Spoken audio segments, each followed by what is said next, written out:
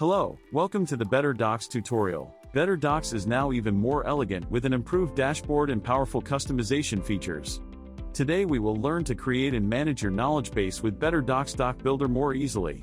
To create a new documentation, you need to create a category first. Go to BetterDocs from the left navigation bar and select the categories to create a new category. Give a title, slug, and the icon of the category that you want to create and click on the Add New Category button. Now go to the All Docs menu, and head over to the category that you have created for creating new documentation with BetterDocs. Click on the Add New Doc button, you will be redirected to the editor. Write down the documentation, and the document will be added under the category automatically. Now hit on the Publish button so that doc will be published and added under that category.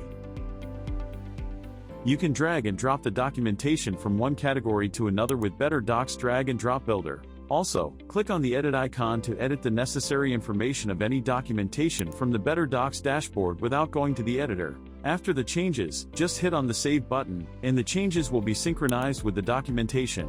If you open the doc in a new tab, you will see the document with the changes you have made now. Besides, you can delete any unnecessary or irrelevant documentation from your knowledge base from the dashboard.